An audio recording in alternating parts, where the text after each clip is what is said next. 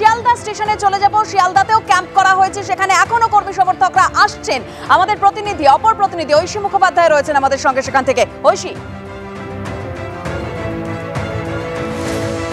দেখো দেবস্মিতা, গতকাল তো পুরুলিয়া এবং বাঁকুড়া থেকে শুরু করে উত্তরবঙ্গের যে সমস্ত কর্মী সমর্থকরা তারা এসে পৌঁছেছেন, তবে কলকাতা এবং তার পার্শ্ববর্তী জেলাতে যারা থাকেন তারা কিন্তু আজকেই আসতে পারেন এবং এখান থেকেও কিন্তু একটি মিছিল শুরু হওয়ার কথা রয়েছে। আমি দেখাতে বলবো শান্তনুকে সেই ছবিটা, যেখানে দুটি ক্যাম্প করা হয়েছে, একটি হেলথ ক্যাম্প এবং আরেকটি ক্যাম্প করা হয়েছে তৃণমূলের উত্তর কলকাতা জেলা তৃণমূল কংগ্রেসের পক্ষ থেকে, যেখানে কিন্তু কর্মী সমর্থকরা ইতিমধ্যে উপস্থিত হয়েছেন এবং যারা আসছেন তাদেরকে গাইড করে যে গন্তব্য আজকে শহীদ মঞ্চ, সেখানে কিভাবে যাবেন তারা, সেই বিষয়ে কিন্তু এখান থেকেই তাদেরকে ইনফর্ম করা হচ্ছে। আমরা কথা বলার চেষ্টা করব কটায় এখান থেকে মিছিল শুরু এবং কি কি প্ল্যানিং রয়েছে, কটায় এখান থেকে মিছিলটা শুরু। মিছিল আমাদের সেখানে পার্টিকুলার মিছিল হবে না, যে গাড়িগুলো আসবে, একটা করে দুটো করে গাড়ি আসবে, সেই গাড়িগুলোকে আমরা অ্যাজ পার গভর্নমেন্ট যে হাইকোর্ট যে সাজেশন দিয়েছে সেই মতো আমরা এদের পাঠিয়ে দেবো। মানে কাউকে দাঁড় করাবো না, এখানে দাঁড় করানো যাবে না আজকের দিনে। নির্দেশিকার জন্য না, নির্দেশিকার জন্য আমরা দাঁড় করাই না।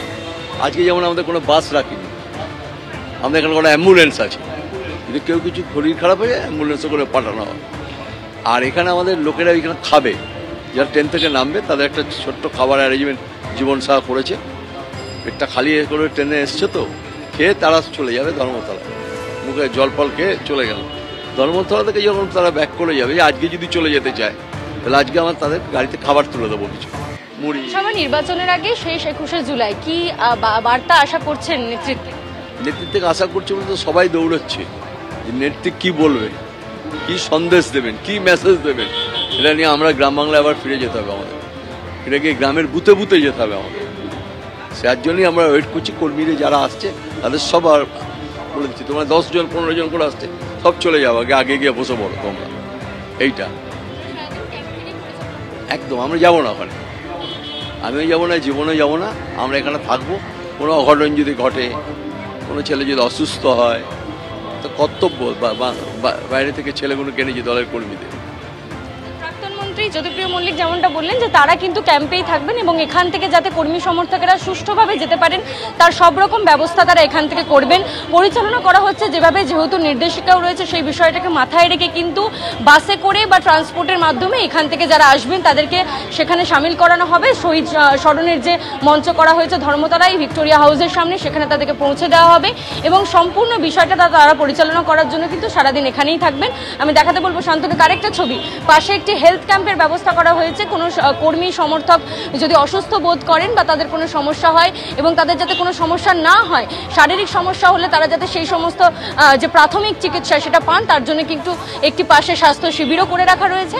আমরা গতকাল থেকে দেখাচ্ছিলাম বিভিন্ন কেন্দ্র যেখানে তাদেরকে রাখার ব্যবস্থা করা হয়েছিল কর্মী সমর্থকদের, সেখানেও কিন্তু দেখা গিয়েছিল যে স্বাস্থ্য শিবিরের ব্যবস্থা রয়েছে এবং আজকেও কিন্তু দেখা যাচ্ছে যে যেখানে ক্যাম্প করা হয়েছে শিয়ালদা স্টেশনে, সেখানেও কিন্তু স্বাস্থ্য শিবিরের ব্যবস্থা রয়েছে। এখানে চিকিৎসক এবং নার্সরা উপস্থিত রয়েছেন, কোনো রকম অসুবিধা হলে যাতে কর্মী সমর্থকরা যে প্রাথমিক চিকিৎসা সেটা পান তার ব্যবস্থা কিন্তু চলছে। এবং তোমায় জানিয়ে রাখি যে দূর দূরান্ত থেকে কিন্তু কাল থেকেই দেখা যাচ্ছিল যে জেলার থেকে, পুরুলিয়া থেকে শুরু করে উত্তরবঙ্গ থেকে শুরু করে বিভিন্ন মানুষ জায়গা থেকে যারা কর্মী সমর্থকরা এসেছেন তাদের থাকার জন্য ব্যবস্থা করা আগের থেকেই হয়ে গিয়েছিল। সেখান থেকেও কিন্তু তাদেরকে ট্রান্সপোর্টের মাধ্যমে বাসে করে নিয়ে যাওয়া হচ্ছে।